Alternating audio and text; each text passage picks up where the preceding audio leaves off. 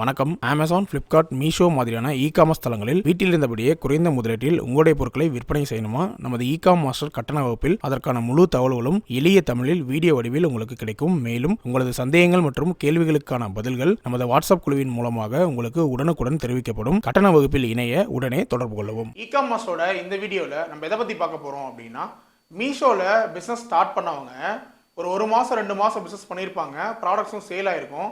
ஆனால் அவங்க அக்கௌண்ட்டுக்கு பணமே வந்திருக்காது. பேலன்ஸ் பார்த்தீங்கன்னா மைனஸில் இருக்கும். இது என்ன காரணம் அப்படின்னு உங்களுக்கு புரிஞ்சிருக்காது. அதை பற்றின டீட்டெயில் தான் இந்த வீடியோ நம்ம பார்க்க போகிறோம். எனக்கு சேல் நடந்திருக்கு, 10,000 ரூபாய்க்கு சேல் நடந்திருக்கு.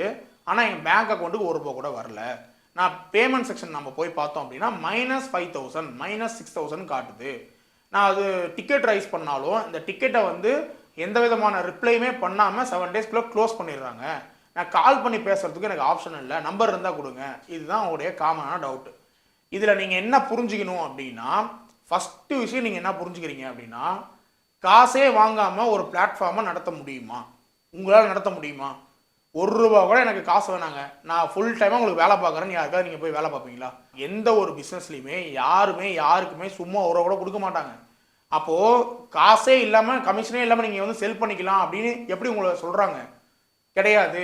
ஹிடன் சார்ஜஸ் உங்களுக்கு இருக்கும். ஹிடன் சார்ஜஸ் அப்படின்னா நீங்கள் ₹100 அந்த பொருள் லிஸ்ட் பண்ணியிருப்பீங்க, ஓகேங்களா? கஸ்டமருக்கு ஷோ ஆகும்போது 100 + 80ன்னு ஷோ ஆகும். 100 + 80னா ₹180 வந்துருதா?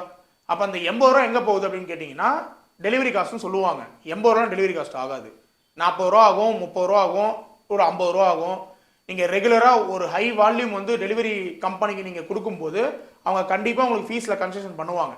அப்போ ஒரு ₹36, ₹46, ₹50, ₹70 இப்படி தான் டெலிவரி காஸ்ட் இருக்கும். ஆனால் இவங்க அதை விட டபுளாக அவங்களுக்கு சார்ஜ் பண்ணுவாங்க. அதுலேயே அவங்களுடைய கமிஷன் வந்துடுது, ஓகேங்களா? ரெண்டாவது, இந்த டெலிவரி காஸ்ட் போக எக்ஸ்ட்ரா சார்ஜ் பண்ணுவாங்க. நீங்கள் நிறைய பேர் பிகினர்ஸ் ஃபீல் பண்ணியிருப்பீங்க.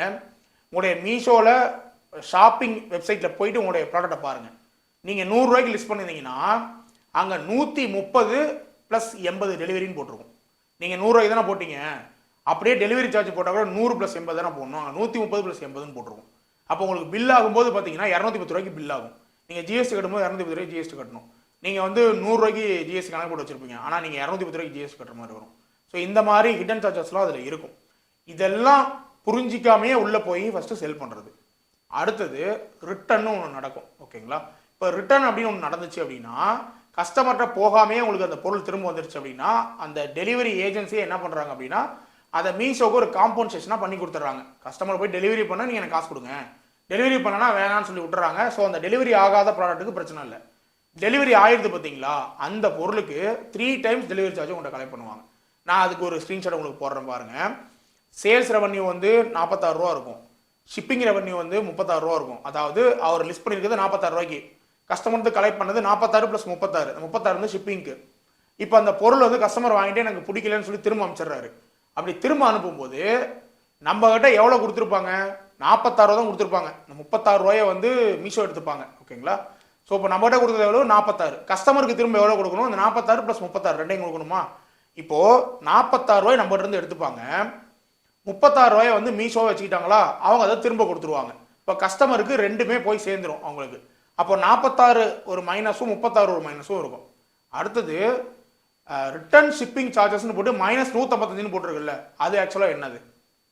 இப்போ நமக்கு கொடுத்தது எவ்வளோ கொடுத்துருப்பாங்க? ₹46 தான் கொடுத்துருப்பாங்க, கரெக்டுங்களா? ₹46 தான் நமக்கு கொடுத்துருப்பாங்க. அந்த ₹46 திரும்ப எடுத்துக்கிட்டாங்க.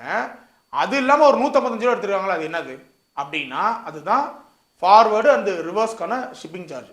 இங்கேருந்து கஸ்டமருக்கு போனதுக்கு ஒரு ஷிப்பிங் சார்ஜ், அங்கேருந்து திரும்ப வந்ததுக்கு ஒரு ஷிப்பிங் சார்ஜ். சரி, 2 வே ஷிப்பிங் சார்ஜ்னு கூட வச்சுக்கலாம். ஷிப்பிங்க்கு நீங்கள் முதல்ல மேலே என்ன சொன்னீங்க? ₹36 தானே சொன்னீங்க. ₹36 போகிறதுக்கு ₹36 வரதுக்கு ₹72 தானே எடுக்கணும். அப்புறம் ₹155 எப்படி எடுத்தீங்க? இதுதான் ஹிடன் சார்ஜ், ஓகேங்களா? இப்போது ₹72 எடுக்க வேண்டிய இடத்துல ₹155 எடுத்தாங்க அப்படின்னா மீதி இருக்கக்கூடிய அந்த ₹70 தான் அவங்களுடைய கமிஷன். புரியுதுங்களா?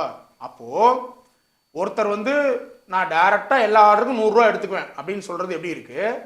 இன்னொருத்தர் நான் எடுக்க மாட்டேன்னு சொல்லிட்டு கஸ்டமர்கிட்ட வாங்கிக்கிறேன், ₹30 எக்ஸ்ட்ரா வாங்கிக்கிறேன், திரும்ப ஷிப்பிங் ரிட்டர்ன் வந்துச்சு அப்படின்னா அதுக்கு டபுள் அமௌண்ட்டை சார்ஜ் பண்ணிக்குவேன் அப்படிங்கிறது எப்படி இருக்குது? ஓகேங்களா? இது ரெண்டுமே ஒன்று தாங்க.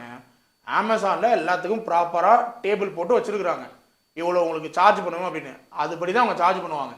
ஸோ நீங்கள் முன்கூட்டியே கணக்கு போட்டுடலாம் உங்களுக்கு எவ்வளோ டெபிட் ஆகும் அப்படின்னு. இங்கே உங்களால் கணக்கே போட முடியாது, ஏன்னா அது ரிட்டர்ன் வந்தால் தான் தெரியும் உங்களுக்கு அது எவ்வளோ பிடிப்பாங்கன்னு. அது மட்டும் இல்லாமல் எல்லா ப்ராடக்ட்டுக்கும் எல்லா ஆர்டருக்கும் 155 ரூபாயான்னு கேட்டால் அதுவும் கிடையாது. சிலதுக்கு 120 ரூபா, சிலதுக்கு 110 ரூபா, சிலதுக்கு 250 ரூபா, இப்படி மாற்றி மாற்றி போட்டு வச்சுருப்பாங்க. ஸோ உங்களுக்கு அதுவும் ஸ்டாண்டர்டாக இருக்காது. அதனால் இந்த கன்ஃபியூஷன்லேயே பார்த்தீங்கன்னா உங்களுக்கு பொருள் போகிறது திரும்ப வர்றது, இதிலே உங்களுக்கு நடந்த சேல்ஸோடைய வேல்யூலாம் மைனஸ் ஆகிட்டே வரும். ஓகேங்களா, உங்களுக்கு வந்து ஒரு 10 சேல் நடந்துருந்துச்சு அப்படின்னா அதில் ஒரு 4 சேல் வந்து திரும்ப வந்துடும் கஸ்டமர்கிட்ட போயிட்டு. அப்போ அந்த 4க்கும் -155 -155 போட்டால் நீங்கள் விற்றதே 46 ரூபாய்க்கு, மீதி 6 பொருள் 46 ரூபாய்க்கு விற்றுருப்பீங்க. 4 பொருளில் -155 ரூபா எடுத்தால் உங்கள் அக்கௌண்ட்டில் எப்படி காசு இருக்கும்? மைனஸில் தான் போகும். இது ஒன்று. ரெண்டாவது பார்த்தீங்கன்னா அட்வர்டைஸ்மெண்ட். புதுசாக மீஷோக்கு உள்ளே வர்ற எல்லாருமே ரொம்ப குஷியாகிடுவாங்க 2 நாளில். ஏன்னா இன்னைக்கு தான் லிஸ்ட் பண்ணியிருப்பாங்க, அடுத்த நாளே ஆர்டர் வந்துடும். 10 ஆர்டர் 20 ஆர்டர் வந்துடும், ரொம்ப ஹாப்பி ஆயிடுவாங்க. இந்த 10 ஆர்டர் உடனே எப்படிங்க உங்களுக்கு வருது சொல்லுங்கள்? அமேசானில் லிஸ்ட் போட்டால் 1 மாதம் ஆகுது ஆர்டர் வரதுக்கு. எப்படி உங்களுக்கு மீஷோவில் மட்டும் உடனே அடுத்த நாளே வந்து 10 ஆர்டர் வந்துடுது, 20 ஆர்டர் வந்துடுது? அது ஒருத்தர் எனக்கு போன வாரம் சொன்னார் 300 ஆர்டர் வந்துருச்சான் அவருக்கு 2-3 நாளே. அது ஷாக்காக இருக்குது, என்னால் கொடுக்க முடியல, ஃபேக் ஆர்டராக இருக்குமோ அப்படின்னு சொல்லி நினைக்கிறாரு. எப்படி அந்த அளவுக்கு உங்களுக்கு ஆர்டர் வருது அப்படின்னு பார்த்தீங்கன்னா, இங்கே வந்து டேர்ம்ஸ் அண்ட் கண்டிஷன்ஸ் எதுவும் கிடையாதா, எந்த விதமான சார்ஜஸ் எதுவும் கிடையாதா? ஸோ என்ன பண்ணுவாங்க அப்படின்னா 20 ரூபாய்க்கு அந்த பொருளை வாங்குறது. ஒரு ஹேர் கிளிப் வந்து 20 ரூபாய்க்கு வாங்குறது, 10 ரூபா லாபம், 30 ரூபான்னு போடு. ஒரு இன்னர் வேரை வந்து வாங்குறது 40 ரூபாய்க்கு வாங்குறது, நமக்கு 30 ரூபா லாபம், 70 ரூபாய்க்கு போடு. ஒரு டீஷர்ட்டை வந்து 50 ரூபாய்க்கு வாங்குறது, நமக்கு 50 ரூபா லாபம், 100 ரூபான்னு போடு. அப்படி தான் போடுறது, எல்லாருமே போட்டுட்ருக்காங்க மீஷோவில். பட் இந்த செட்டில்மெண்ட் அமௌண்ட் வரும்போது தான் தெரியும் அவங்களுக்கு எவ்வளோ நஷ்டத்தில் அவங்க இருக்கிறாங்க, எவ்வளோ அவங்க சார்ஜ் பண்ணியிருக்காங்க அப்படிங்கிறது. இந்த அட்வர்டைஸ்மெண்ட் ஒன்று இருக்குது பார்த்தீங்களா, இது வந்து நாம்பளா விருப்பப்பட்டு கொடுத்தாதான். உதாரணத்துக்கு நீங்கள் வந்து ஒரு கடை வைக்கிறீங்க, உங்கள் ஊரில் லோக்கல் டிவி சேனல் இருக்குன்னு வச்சுக்கோங்களேன். அந்த டிவி சேனலில் போய் உங்கள் கடைக்கு விளம்பரம் போடணும் அப்படின்னா நீங்கள் தானே போய் கொடுக்கணும். இந்த மாதிரிங்க நான் ஒரு கடை வச்சுருக்கேங்க, விளம்பரத்துக்கு தான் ஒரு 10,000 ரூபா கொடுக்குறேன், எனக்கு ஒரு வாரம் விளம்பரம் போட்டு கொடுங்க, 2 நாள் விளம்பரம் போட்டு கொடுங்க, நீங்கள் தானே போய் கொடுக்கணும். அதை விட்டுட்டு வாலண்டியராக உங்கள் கடையை ஒரு ஃபோட்டோ எடுத்துக்கிட்டு அவங்களே அந்த டிவியில் விளம்பரத்தை போட்டுட்டு உங்கள் கடையை வந்து எங்கள் டிவியில் விளம்பரம் பண்ணோம், ஒரு 50,000 காசு கொடு அப்படின்னு உங்கள்கிட்ட கேட்டால் அப்படி இருக்கும். நான் காசு தர முடியாதுன்னு சொன்னால் கல்லாவில் கையை விட்டு 50,000 எடுத்துகிட்டு போனால் அப்படி இருக்கும். அப்படி தான் இருக்கும் மீஷோ பண்ணுறது. நீங்கள் அட்வர்டைஸ்மெண்ட் போடணும் அப்படின்னா நீங்கள் தான் சொல்லணும், எனக்கு அட்வர்டைஸ்மெண்ட் வேணும், என்னுடைய பொருளுடைய சேல்ஸ் வால்யூம் கம்மியாக இருக்குது, ஸோ 100 பேர் விற்கிற இடத்துல என் பொருளை முன்னாடி கொண்டு போய் காட்டுங்க அப்படிங்கிறதுக்காக நீங்கள் தான் அட்வர்டைஸ்மெண்ட் ஸ்பெண்ட் பண்ணணும். ஒரு நாளைக்கு நான் ஒரு 200 ரூபா கொடுக்குறேன், ஒரு நாளைக்கு 500 ரூபா கொடுக்குறேன் அப்படின்னு நீங்கள் தான் கொடுத்து விளம்பரம் போடணும். ஆனால் மீஷோ என்ன பண்ணுவாங்க அப்படின்னா, புது செல்லர்ஸ் எல்லாத்துக்குமே கேட்டால் ஆர்டர் வராதுங்கிற ஒரு காரணத்தை சொல்லுவாங்க.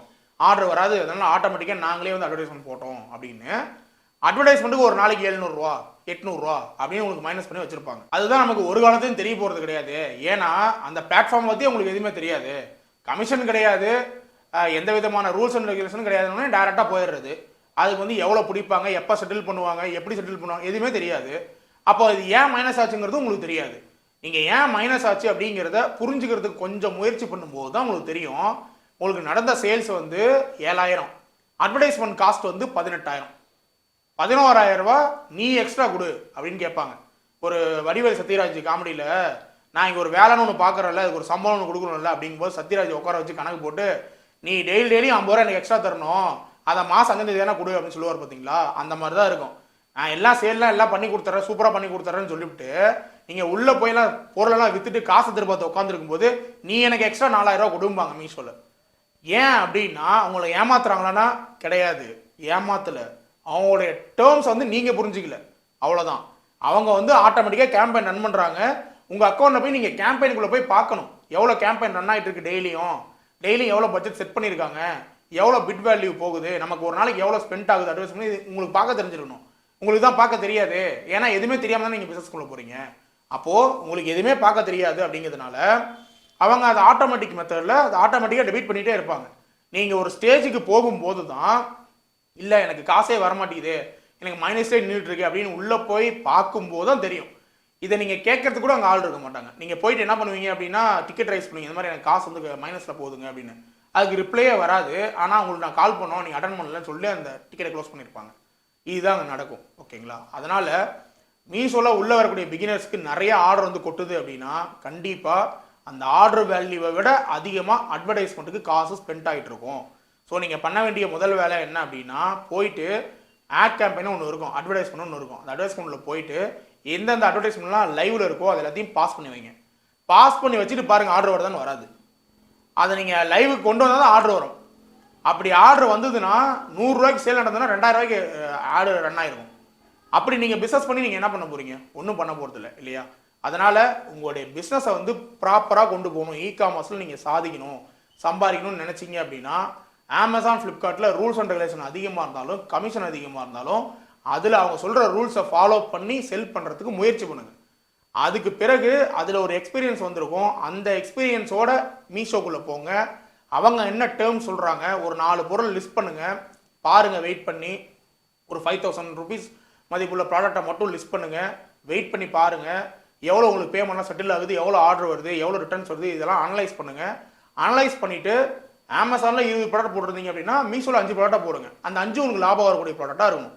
ரிட்டர்ன் வந்தால் கூட லாஸ் ஆகாத மாதிரி லோ வேல்யூ உள்ள ப்ராடக்டாக இருக்கணும். அந்த மாதிரி பார்த்து மீஷோக்குன்னு தனியாக ஒர்க் அவுட் பண்ணி பிஸ்னஸ் பண்ண கற்றுக்கோங்க. கடைசியாக வந்து அவங்க ஏமாற்றிட்டாங்க, எனக்கு வந்து சப்போர்ட் கிடையாது அப்படின்னு சொன்னீங்கன்னா வேலைக்கு ஆகாது. ஏன்னா அதோடைய நேச்சரே அப்படி தான். சரிங்களா? அது வந்து மண் சட்டி அப்படின்னா அது மண் சட்டி தான். நீங்கள் தான் அதை பார்த்து ஹேண்டில் பண்ணிட்டு போகணும். நீங்கள் தூக்கி அடிச்சிங்கனாலோ இல்லை தெரியாமல் காலை போட்டு மிதிச்சிங்கனாலும், நான் தெரியாமல் மிதிச்சுட்டு அது உடஞ்சி போச்சுன்னு சொன்னால் வேலைக்கு ஆகாது. அந்த மாதிரி தான் இந்த மீஷோ பிளாட்ஃபார்மு. ஓகேங்களா? ஸோ மீஷோவில் என்ன நடக்கும் அப்படிங்கிறத 1 மாதம் 2 மாதம் நல்லா ப்ராக்டிஸ் பண்ணி பார்த்துட்டு அதுக்கு பிறகு நீங்கள் உள்ளே போங்க. அதே மாதிரி என்ரோல்மெண்ட் ஐடி வச்சு பார்த்தீங்கன்னா மீஷோவில் நிறைய பேர் பிஸ்னஸ் பண்ணிட்டு இருக்கிறீங்க. அது சுத்த வேஸ்ட்டு. என்ரோல்மெண்ட் ஐடி வச்சு நீங்கள் பிஸ்னஸ் பண்ணீங்க அப்படின்னா அதில் உங்களுக்கு எதுவுமே கிடைக்காது. ஏன்னா என்ரோல்மெண்ட் ஐடி வச்சு நீங்கள் பிஸ்னஸ் பண்ணீங்கன்னா வித்தின் ஸ்டேட்டுக்குள்ளே தான் உங்களுக்கு ஆர்டர் வரும். உங்களுக்கு வரக்கூடிய மீஷோவில் வரக்கூடிய ஆர்டரில் 95% பார்த்தீங்கன்னா உங்களுக்கு அதர் ஸ்டேட்டில் தான் வரும். வெறும் 100 ஆர்டருக்கு 5 ஆர்டர் தான் தமிழ்நாட்டிலேருந்து வரும். அந்த 5 ஆர்டரை வச்சுட்டு உங்களால் எந்த லாபமும் சம்பாதிக்க முடியாது. அதையும் அட்வர்டைஸ்மெண்ட்டுக்கும் கமிஷனுக்கும் தூக்கிட்டு போயிடுவாங்க. அதனால் என்ரோல்மெண்ட் ஐடி வச்சுலாம் பிஸ்னஸ் பண்ணாதீங்க. பிஸ்னஸ் பண்ணணும் அப்படின்னு நினச்சிங்கன்னா ஜிஎஸ்டி எடுத்துகிட்டு ப்ராப்பராக அமேசான், ஃப்ளிப்கார்ட் மாதிரியான வெப்சைட்டில் பிஸ்னஸ் பண்ண பழகிட்டு அதுக்கப்புறமா 3rd ஆப்ஷனாக வச்சுக்கிட்டு மீஷோக்குள்ளே போங்க. எடுத்தோடனே டேரெக்டாக மீஷோக்குள்ளே போனீங்க அப்படின்னா கண்டிப்பாக காமர்ஸே எனக்கு வேண்டாம், இது என்ன இவ்வளோ ஏமாத்த வேலையாக இருக்குது அப்படின்னு நினச்சி தான் திரும்ப வருவீங்க. இந்த வீடியோ கண்டிப்பாக உங்களுக்கு யூஸ்ஃபுல்லாக வந்திருக்கும் அப்படின்னு நினைக்கிறேன். அடுத்த வீடியோவில் பார்க்கலாம். நன்றி.